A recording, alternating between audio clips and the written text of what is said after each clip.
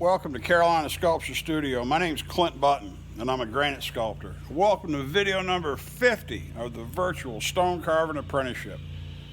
All right, through the magic of video, I did a little bit more work on her, and I'm pretty pleased with the way she's turning out.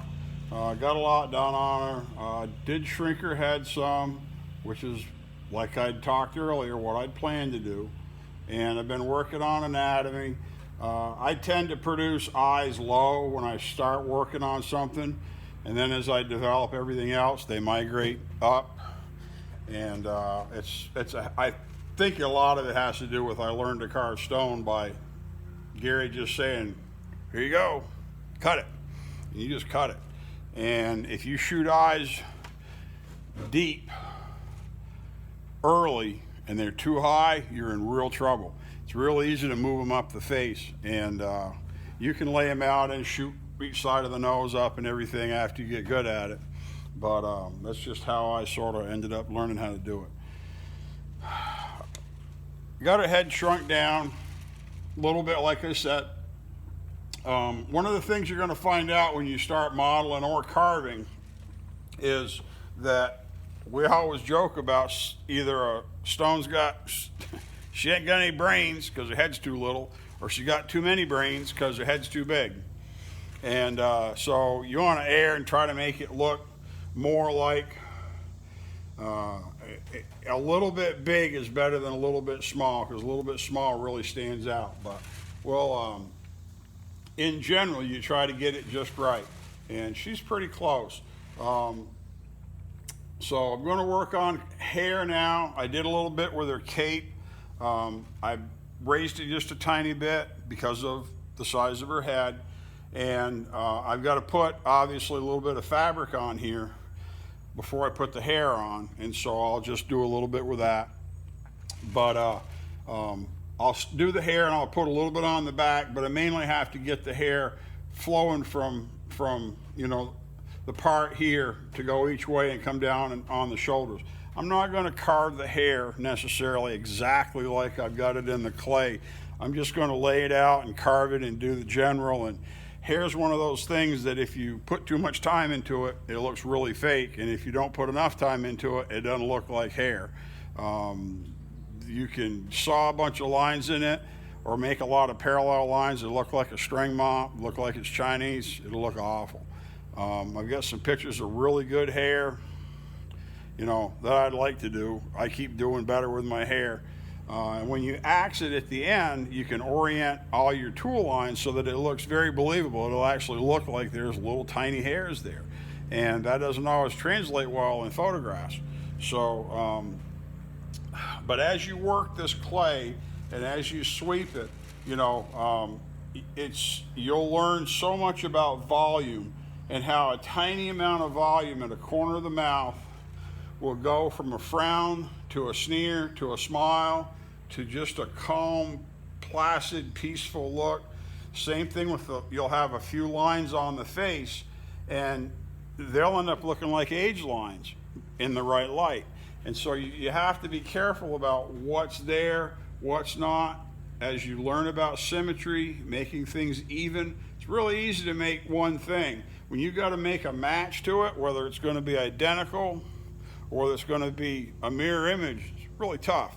So it helps me to go up and look at these videos and then come back and fix it, because I get a really good perspective as to how it looks, and that I may or may not be able to easily see, because it's hard working alone. You get very blind to it, and there's a lot of stones out there where whoever was cutting them got so distracted by what they were doing that they didn't come out good at all. And my goal, I may not be the best, and I'm not, because there's other people that are really, really good, but I want to make sure I'm not the worst. And part of that is stepping back and keeping perspective on what you're doing. Put it down, go away, do something else. Go cook dinner. Go work on your car, your motorcycle. Do some gardening. If you're into sports, go play a game of ball, whatever kind of ball you play. Do something and get away and take this out of your mind completely. Don't just go take a break for a few minutes and sit there and think about it. Go away and do something completely different, and then come back and you'll go, wow, man, boy, she needs help. But that's the goal, because you'll see things that are not necessarily easy to see, but they really make a big difference. And the more you do this, the more discerning you'll be to be able to recognize those things early on so that they don't distract you. Because a lot of times, you know, you could spend a lot of time, just for instance, on this stone, this clay right here. I took a fair amount of material off of her skull, off of her cranium, off of her top of her head. I could have chased her because, I mean, it looked wonky. She looked like a big old, you know, Martian or something. I don't know what Martians look like, but she looked like a big space alien because she had giant brains. And if you don't understand that those giant brains make her look funny, you may think that her nose makes her look funny, or her lips, when their lips or her nose are perfect. You don't need to touch them. I've hardly done anything to this nose and lips since I put them on, because I'm very comfortable doing that. And then the eyes and the cheekbones are usually what I spend more time fooling with. But I know that the head was oversized, and so I didn't let it distract me. And as I got everything closer, by trimming the head down, it really helps the face look the way it needs to look, because the profile is pretty good. You know, all of her looks around, if you turn her cape's pretty good. You know, I'm not worried about this being perfect, because I'm not going to point all this. I just want to be able to put my chassis on here down where her nipples would be, so I can mount it on, and I'll have to adjust this in terms of how it's angled. Where the nail is on the stone, on the plaster, it's when I point it up so I can index her in exactly the right place. And that's the real lesson in this part of the project. So, because this is just art. This is just like, she can look like anything she wants. I mean, I don't have to copy anybody. And so it's kind of fun to get to do it. Let's put some fabric on her and get that covered up so I can start her hair. By rolling out a piece of clay, you can drape it right around, or just put it on and let it fall, and it'll fall the way fabric would fall. And then you can work on squaring it up to turn it into a ribbon.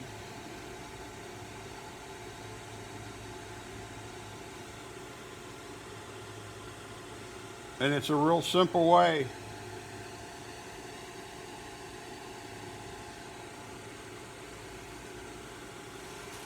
to put a collar on her that looks like a collar.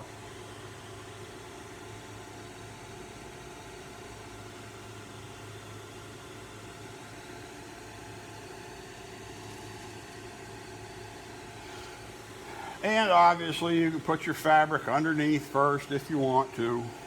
I'm not trying to build this up any, so I'm not too concerned about the fabric. I'll just put this on right here at the edge, and I'll just marry it right underneath.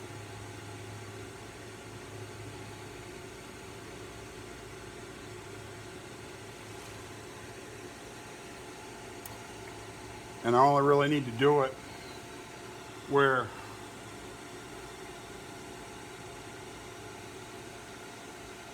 there's some anatomical detail showing through, because the rest of this, I didn't model it to look like her breast or pecs or none of this other stuff. And she's so this just needs to have a little extra material here to allow me to model a few quick folds.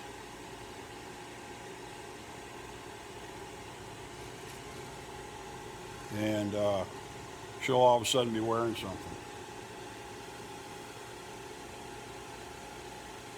And some of this, you just have to do it enough times to learn it and know where you're going with it. And because this isn't critical, we're not going to point this part of it. We're just going to use this as reference for the model and where things typically are and where they aren't.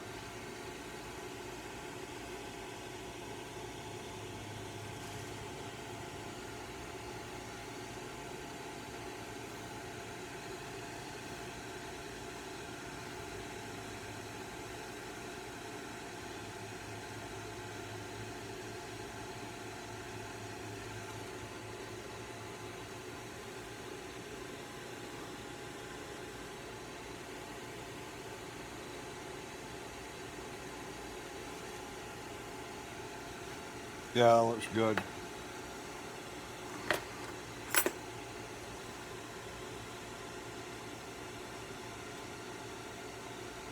And then by doing this, you can work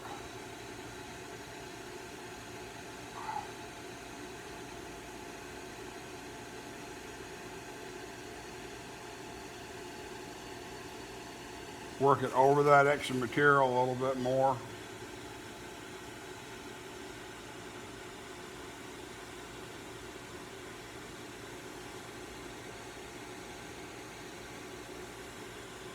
And then we'll go back and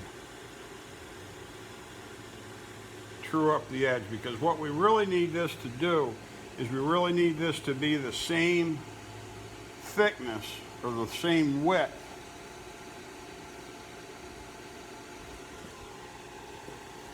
all the way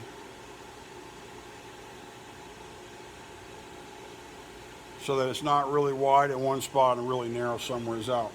This should be consistent.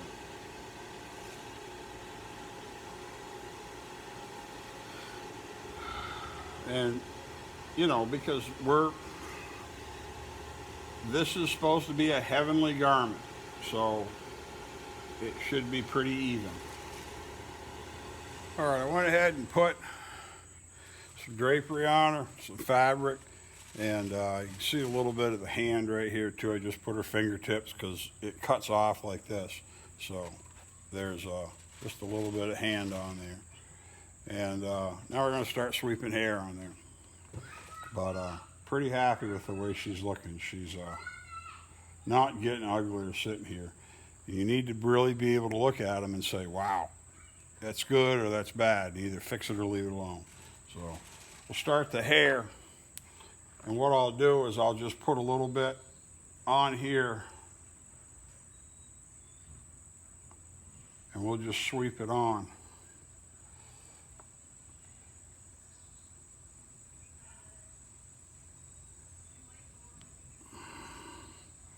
Just to get it started. And we can put a mark right here in the middle just so we've got an actual part in the hair.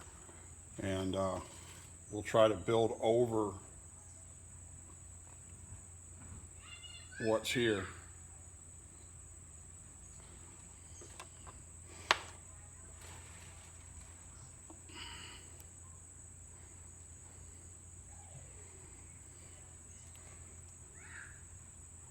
Just to get it started.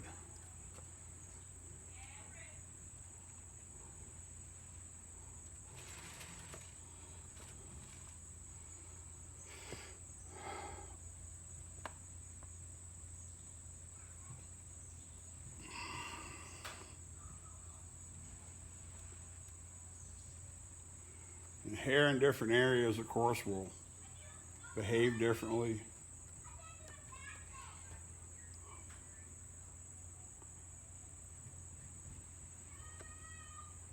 But once we get this leading edge figured out, then it's pretty easy to just bulk it up.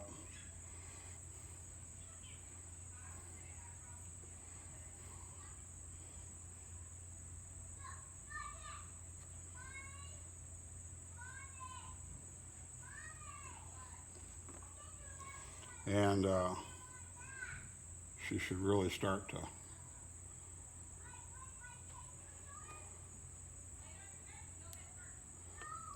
look more like a person. Every step you do helps.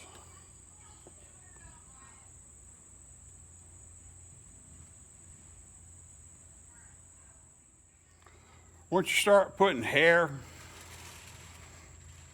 you can really change the whole presence. Now I did a little bit with her forehead because I had it wasn't right, so I fixed it. And I added, I hadn't really done anything with the hand yet, trying to get the hair sorted sort of the way I want it to be. I'm probably going to quit. It's been down here a full day, and but I've got her looking pretty good. Cut a little bit, shrunk her eyes up a little bit, and because that's the way I'm used to doing it. And she'll look good. Cut that on a stone. That'll be a pretty stone. And like I said, this is an exercise to show how to do it, not to show how to model the face. There's other people on the internet that have got full video series on how to model anatomy, and it really comes down to practice and experience and working the item, working the job to make sure it fits the project, because there's a lot of things that I could do with this that there's no need to because it's not going to work for the granite. And I want to keep some genre cues. We usually had hair like this. That was something Gary always did, and I don't want mine to be too contrived, but I want it to look like memorial stuff. One thing I did do is I split her hair in the back because my wife had long hair, lots of hair. And you'll see a lot of these jobs done, and if they're full round, they'll have a bunch of hair on the front and a bunch of hair on the back. And when people have that much hair on their head, they get headaches because they got too much hair and it wears them out. So there's a limit to how much hair, and if you want it to look realistic, you need to take that into account as to how it looks. Now, back here, this is going to be captured in the stone. I'm not going to really have to worry much about carving this, and whatever I carve beyond the easy parts, I'll just have to carve it direct, because I'm not going to probably be able to point a lot of this because the stone will be in the way. So I'll just have to do my best with it. But that's going to be, the base is a foot off the ground, foot tall, and this is going to be 6 inches on top of that. So this is going to be a 1.5 feet tall, and the top of this is going to be 7 feet off the ground. Now, there's probably not going to be a lot of people taking a step ladder to the cemetery to climb up and look at the top of it. I do, but most people are not like me. Yeah, that'll make a nice angel. So, and the hand is here just sort of for reference, but I wanted to get something. This is part of why the thumb touches this noodle, this kind of deformed portion of the neck piece. And that's what I wanted to do. If you do things like this where there's a reason things move and the reason things are deflected or deformed or bent or turned, you're just like I've talked about, your mind figures that out really quick, and it sees it, and it just says, oh yeah, well, when I push this fabric moves. And they think it's fabric. It just in your mind, you don't stumble over and go, well, that doesn't make any sense. And so anything you can do that makes it into a more fluid observation where you just look at it and it just looks like it makes sense, then it'll make it a more pleasurable viewing experience, and it will demonstrate better. And like I said, my goal with this project is to put it in the cemetery, and I want this to look like it's the old stone in the cemetery that somebody else copied. I don't want it to look like I copied whatever's already there. That's not my goal. I don't want to do that. Sometimes that's the way it goes, but I want my work to set a standard and to make my work look interesting. So let's go up and see. I'm not sure where I am on video. I've been kind of distracted having fun doing clay. So let's go up and see how long this video is. Okay, we're going to wrap this video up. It won't be as long as some, but it doesn't need to be as long. There's something I don't know that I mentioned. I did some video and I don't think I mentioned it in the video, the content that I used. Years ago, I had opportunity to be involved with a modeling school. And we actually were around some legitimate world-class cover girl, famous bucks up money, real models. And something you'll learn when you are around people like that is that the anatomical details, the way they look in person, it may not be the standard beauty protocol that you think about when you think of a handsome man or a pretty girl. They tend to have features that are somewhat exaggerated, very striking. Their eyes may be very different, big lips, you know, really overstated detail. But when you put them under harsh lights, up on a stage in front of people, they demonstrate really well. They look really beautiful. It translates. And, you know, then I started doing sculpture work and I learned that my masters did the same thing. There's some details. Now you can carve a face that looks perfectly lifelike and put it out there in the light outside, and it will tend to wash and you'll lose a lot of detail and it'll look very, very, very blank, like it's missing something. And if you do a little bit of exaggeration with it, it ends up demonstrating better. Now, she's more of a traditional, what you would put on a more generic statue. It isn't a likeness of one particular person, but she should demonstrate really well. And so you see her hand here, where I laid her hand on. See where her thumb is hitting the fabric just a little bit to bend it. Now, I'm basically done with this. I may fiddle a little more with the hair, but I'm happy with the anatomy, and I'm just going to let it be. So this is the one-to-one model, and here's the full length. Now, her head is not tipped quite as much as the big model, but I'm in charge, okay? I can always set the chassis with the two lower points. I can just tip it over a little bit and it'll tip her head just a tiny bit.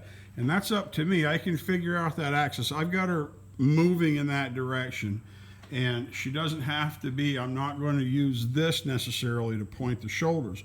I'll have to get this to agree here, and I've got, you know, a difference in height that should work. And so I'll probably set that up, and we'll carve this up and get these up here into this area. And then before the tops are cut off and this is committed, we'll go ahead and index this on to get a good register. Nice to do something quick and fast and get done with it for a change. The full size, the corrected model, there's a lot more to it. And this one is just something you can kind of whip out. And I've got basically about 2 days in it, day and a half. You know, if I had, you know, no distractions, it could just work. Could probably do it in you know, day and a half. But I've got 2 days of labor in this, so it's pretty quick to do when you don't have to do a specific model. And I'd already worked out all the details for this one. So there's a corrected 2/3 scale model for a bas-relief, and then there's the portrait bust to put on it.